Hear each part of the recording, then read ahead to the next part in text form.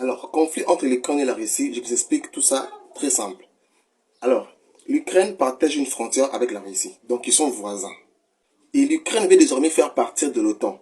Pour ceux qui ne savent pas ce que c'est l'OTAN, on va dire c'est une organisation des grandes puissances du monde telles que les États-Unis, la France ou bien l'Allemagne. Ils mettent leurs armées ensemble, c'est-à-dire que si un des pays est attaqué, alors tout le monde va le défendre. Et l'Ukraine n'a pas une très grande force militaire, donc il veut faire partie de cette famille. Mais le problème est que si il fait partie maintenant de l'OTAN, ça voudrait dire que les armées américaines, françaises ou allemandes peuvent facilement accéder à son territoire. Et il est voisin avec la Russie. La Russie et les États-Unis, ils ne s'entendent pas. Alors, le président russe a dit au président ukrainien que tu ne peux pas ouvrir ton pays à ces gens-là. Parce que eux et moi, on ne s'entendent pas.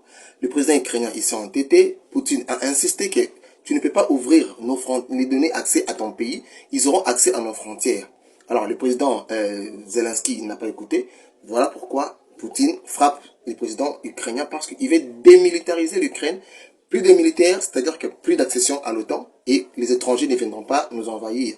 Parce que quand on met les Américains sur le territoire, ou bien sûr la frontière entre l'Ukraine et la Russie, ils seront installés dans la frontière de la Russie. Ils vont pouvoir espionner et même attaquer la Russie. Et Poutine a peur pour sa sécurité, celui de son pays. Les Américains, vous savez comment ils fonctionnent. Dès qu'ils ont un moyen ou une occasion de vous envahir, ils vont vous envahir. Et si Poutine est si puissant, c'est parce qu'il a su rester discret dans la fabrication de ses armes. Aucun pays autour de lui n'a donné accès à un pays de l'OTAN. Voilà pourquoi il est fort. Mais quand vous ouvrez la porte aux Américains, c'est la chute de Poutine. Voilà pourquoi il veut démilitariser l'Ukraine. Plus d'armée, plus d'OTAN. On met un président avec qui lui s'entend très bien et tout le monde est content.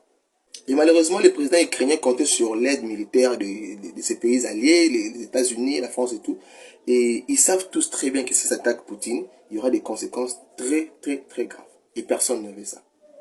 À ceux qui tenteraient d'interférer avec nous, et plus encore, de menacer notre pays, notre peuple, il doit savoir que la réponse de la Russie sera immédiate et conduira à des conséquences que vous n'avez encore jamais connues.